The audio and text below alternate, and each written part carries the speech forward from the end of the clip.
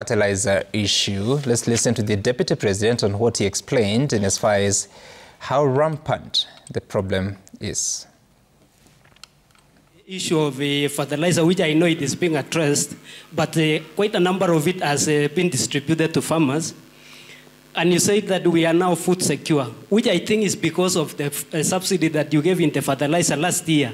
I'm worried that this coming year, we might have a problem, given the fact that some of this fertilizer that is not good has been distributed to farmers. And you mentioned one of the things that you are keen on is, as a government, is the question of agriculture. So I don't know what you would want to say on that. We have imported over 4 million bags of fertilizer. So only 50,000, we got a crooked supplier. Just the way you have a few people here in prison.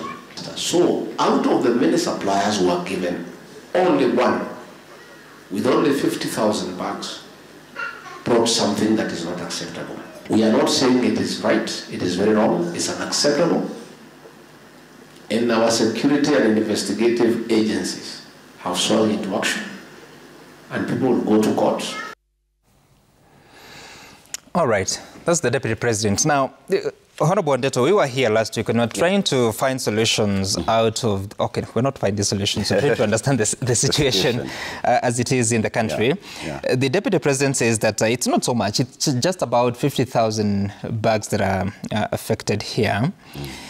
But if now we understand that there's some KEBS officials that have been that are being investigated by the organization, we understand that there are some officials from KEL Chemicals that are being investigated, but also we have a ministry whose cabinet secretary has been busy telling Kenyans, don't worry, the quality in the country is good. In fact, those people that are bringing those stories, ni wakora. His words. We've had a PS who has said that there are questions being raised. We want that investigated. Ultimately, now we have a report. And never mind that it doesn't bear the signature of either the CS or the PS, but it's from the Ministry of Agriculture. So who takes responsibility here? Even as you punish KEBS, maybe KEL, there is a whole chain of responsibility. How do you ensure there's accountability? Some I agree with you that this is a much wider issue that needs to be looked into, and I think we are just starting, what you saw happening yesterday, the KEB staff being arrested. I think this is just a beginning. I believe our DCI will continue with the investigation to see, how many people are implicated, either people who are accomplices, or people who did not exercise their due, care properly.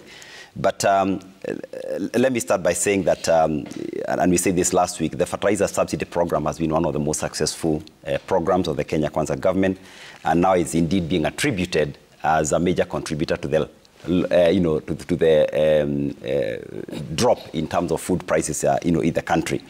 And it is sad that obviously the crooked elements, the one or two companies that are being mentioned, infiltrated and otherwise a very, very successful program.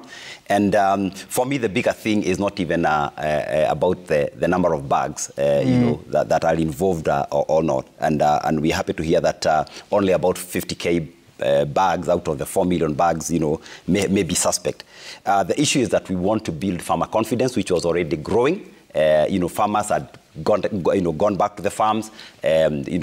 Produce was increasing, and it is important that we all move very, very fast to restore the confidence in the fertilizer system. So the arrest is very much welcome. The investigation of the KEL Chemicals, I think SBL, Innovate, those are all very welcome initiatives.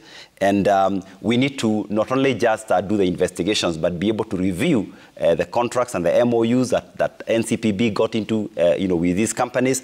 We need to create a whole new vetting criteria of who should be able to supply a sensitive commodity, such as a fertilizer, because it is not the duty of the farmer to know which is fake and which is right. The farmer may not have that ability. So the farmer just needs to go into a system that they have 100% confidence that whatever they buy in the shops, whether it's an NCPB store, whether it's even the local agrovet, because the system is the same. You know, KEBS looks after all the fertilizer. So the issue here is not even just about NCPB. It's all about the entire system. And some, it's not just about fertilizers. And it's important here we call out, KEBS. I think they really got to pull their socks. We are dealing with issues of substandard pesticides. We are dealing with issues of substandard, many other substandard agricultural inputs. And it is important that, we restore confidence, to the farmers by ensuring that they are getting, the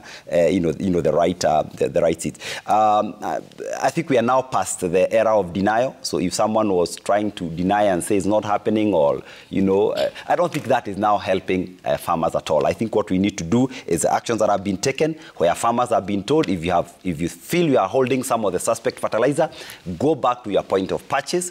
And, NCPB, I believe, have the guidelines on how to deal with those returned purchases. And I believe that they are giving the farmers either a cash refund or, alternative fertilizer. But we also need to see arrests being made. I mean, we have these directors of these companies who have been caught out. I think they are still out there.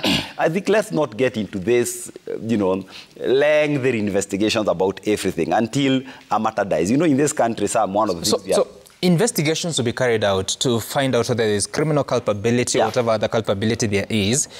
But there are people that have been given the job, the trust of the people, to secure the interest of the Republic. And these are some of the people who were arrested yesterday. Who? The KEBS officials, because it is said that they gave the mark of certification to these companies as late as, I think, January 2023, it has also been said that some of these fertilizers may have been in circulation for quite some bit of time. So I think the failure is on the people who certify these products as they go into the market. And some we have just said it's not just about fertilizer. So KEBS is a very important institution in terms of safeguarding the overall health and well-being of the people across all the products that we use, whether it's medicines, whether it's food, whether it's fertilizer. It is one of the institutions that we must all feel safe about. So if there are elements within KEBS, who are basically either careless in terms of the certification or negligent, I think it is just important that the actions that have been taken be done, and I think that should go wider. People who are in charge of these institutions must take responsibility for it. Senator Ledama, I mean, who bears the biggest responsibility here? Sam, let me put it this way, and I'd want to be very polite. I don't want to be sensational, as my sister would claim. You see, the problem we have in this country is that we forget that forms follows functions. Agriculture is devolved. For us to be able to get this right, let county governments deal with the needs of their own citizens. The problem, when it comes to the issue of fertilizer, national government taking, it becomes transactional. It becomes interesting for certain individuals to be able to get big tenders, and we politicians corrupt the way. So there's no way we're going to get it right. Remember, back last year, when we started this issue of fertilizers, I think it was as early as December of 2022 or May of 2023, I called on and I said, even the compositions, the NPK, if you look at the ratio, it is fake. It is not correct. I called it from the beginning because I'm a farmer. So the problem is this. We will continue, and Kenya Kwanza would love this. They would say, it's a few individuals. No, the entire system is rotten. Stop trying to claw back on devolution. Let devolution take its path. These governors, instead of lining their own pocket, should start caring about their own counties, the economy of each of their counties. If each of the 47 counties would care about the needs of their people, we would go very far as a country. But guess what? Every single day we get new revelation. Yesterday I was shocked to learn that back during the Moi era, toxins were being dumped in Northeastern. No wonder the issue of cancer has skyrocketed in that part of the country. So really, the problem is this. We cannot keep on saying here, those few people to do KEBS. We cannot be pointing fingers at KEBS. I think for us to get this right, and this is what you asked me, for us to get this right, county government, the Council of Governors must now sit and say, who is the chairperson of the Council of Governors Agricultural Committee? Who are the CCs in charge of agriculture? You know, can we now look at it and say, what is the need? Why can't we procure this?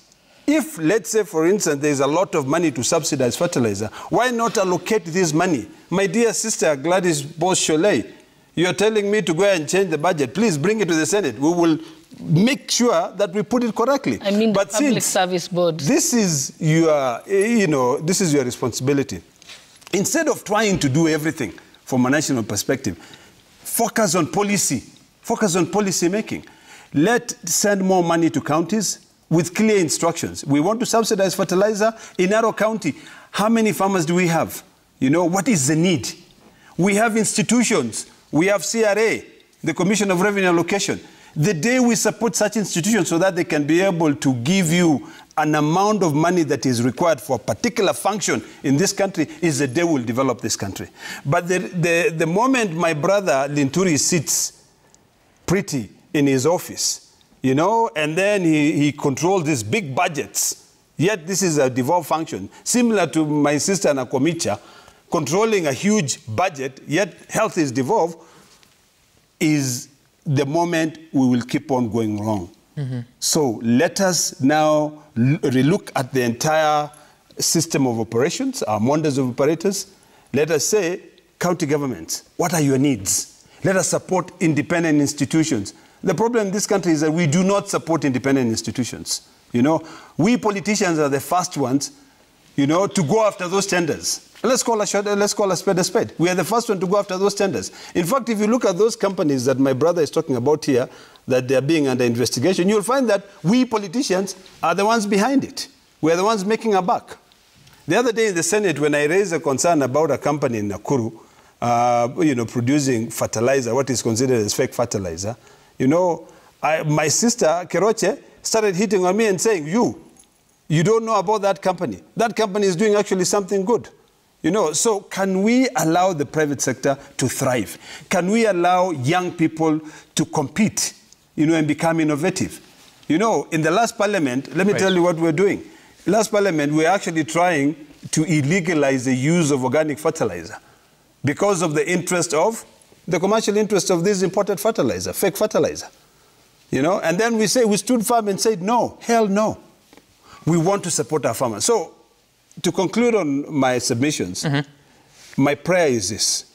Can we now go back and realign our own existing resources? Can we look at what are our needs? Can we invite companies to come and produce the fertilizers in our own neck of the woods? Can we ensure that at least we empower our CCs of agriculture so that they can be able to utilize the budget allocated to them? If you go to any of the 47 counties, you will find, including Nairobi County here, which just got an adverse audit opinion.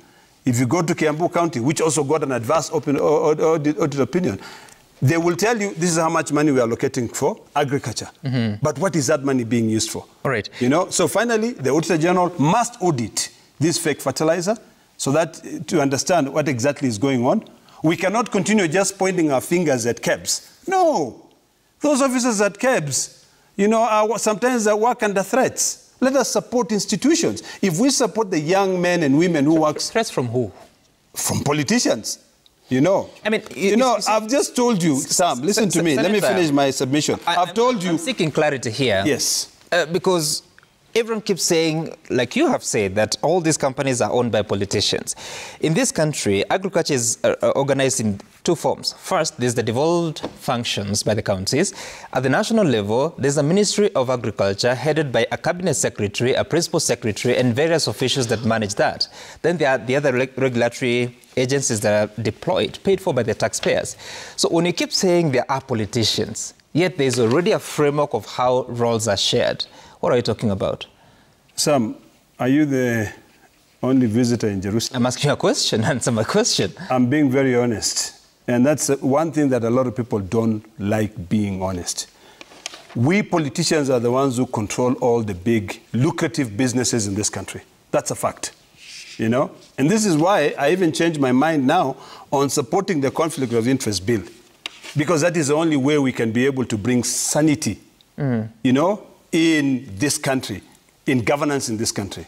So you have a junior officer at KEBS. He gets a phone call from a particular politician. You know, he's told, wewe, funga macho, wachana na hiyo kampuni iendelee. Okay? That young man has to balance and say, I need money to feed my family. It's expensive. It's very expensive. Even the little money I'm getting, I'm overtaxed. Now there's this politician who is telling me, if I don't do this, I might end up losing my job. So let us be honest and factual. My sister knows what I'm telling her is the truth. When my sister was working in the judiciary, back in the days, the court in Narok, the budget to build that court in Narok was 20 million. But the total cost that ended up building that courthouse in Narok was 120 million. You can go back and check. I fought the former Chief Justice, Willie Mutunga. We used to exchange emails at 3 in the morning, fighting and saying, you know, why are you not following this to be able to reduce this amount of money? You know? So the truth of the matter is this. We might point our fingers at a few individuals, but the system is rotten. Okay. And the system is rotten from the top all the way down. Deputy Speaker, I don't know whether this is a fair question, but let me just pose it because it's a question that we need to address. Once upon a time, there were fertilizer donations from Russia, from Algeria, and a lot of things have been said about it. Do you know where that fertilizer is? No, I can't say that that is something I know. But what I do know is that the current situation was very frightening, especially from regions where farmers, because we want to be sure we get the right fertilizer. Farmers will be terrified that I buy fertilizer, and they spend a lot of money on fertilizer. So if you get the wrong fertilizer and you have a crop failure, you basically will have no income by the end of the year. So it's not a situation that should be taken lightly. Of course, initially when this answers came out from the government officials, they were contradictory, it was not clear, and that even made the situation worse because we were not getting clear answers. But I'm happy that now it's clear that yes, there is some fake fertilizer that is in the market, that they are being, weeded out and looked for. Farmers are being also encouraged that they can report if they have a challenge. But I think the buck eventually will stop with KEBS. And because KEBS is in charge of the quality infrastructure in the country, we will have many fake things if KEBS doesn't do its job. And to say that an official in KEBS has been called and threatened, then what we must start making sure is you take personal responsibility. In fact, the officials in KEBS should not just be charged or investigated. They must be summary dismissal. That means they're not even getting a third of their salary. They must be without salaries immediately, so that if any other person is threatened and told you must approve this even if it is bad, then they will know I will lose my job anyway when I'm caught. Then we must also make sure that they must have systems of being able to report that I'm being threatened. And in the past, I've seen KEBS officials saying, no, I'm not going to approve this, and declining to approve it. So they can't use that as an excuse.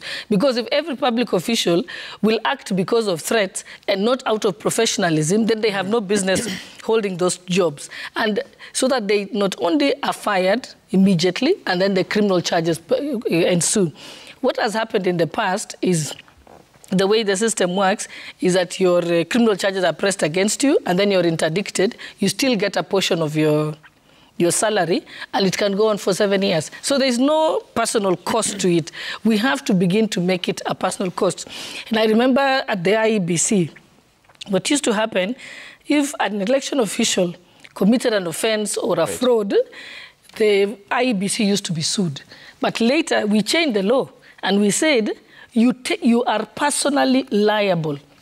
And you know, from that day to day, no election official is going to declare the wrong result, because IEBC is not going to be sued on your behalf, that usually, as used to happen in the past. Okay. So we need to begin to get our officials to take personal responsibility. Because whatever else comes into the country, it will be KEBS who will check. So, and since you're the Oversight House, and like you say, there has been contradiction from the leadership of the ministry. You have a cabinet secretary and a principal secretary whom the House has vetted and approved for appointment. They communicate to the people different messages, maybe for the level of information available, or I don't know what was happening there. Do they have a responsibility themselves? Yes, they do have a responsibility. And usually what would happen, I've held senior positions in government, when something happens, usually you'll be given a brief by the technical officers. But I always say you must be careful about the brief you've been given. Because sometimes the technical officers will just think they want to please their boss, so they go on the defense and say, no, it's not true. But if this has taught public officers anything, it has taught them that when you hear something being said, don't deny it, just say, we are going to investigate, and start investigating and confirm the facts. If they are not true, then you can say, based on our investigations, because this was a very simple issue. They just had to send CABS officials to take random tests at various depots of cereals. It was easy, because if that should have been the reaction immediately. Because also, this challenge is time-bound, because planting season is now. So if you risk that bad fertilizer remains in the market even for a week, we will have a crop failure. And remember, last year, it was such a big success. The fertilizer distribution and subsidy was a big success. We had a bumper harvest in the country. And this can be such a big risk to the country, because we could end up being a food-deficient country next year, just from one silly mistake like this. So this is not something to be taken lightly by anybody. It's extremely serious. Okay, Honorable Mbui, so then, again, you see, the investigative agencies may do their work, but recently, and you'll get to that shortly, an EACC survey showed that very few Kenyans actually trust the agencies. Very few Kenyans trust the executive, judiciary, the legislature, even the house that you sit in. Yet investigations are being carried out. In the end, as a house of oversight, what is your responsibility here? Some, have always said that some of these institutions have been captured. When we talked about state capture, when they were talking about state capture, I remember even the deputy president's, interview just before the election.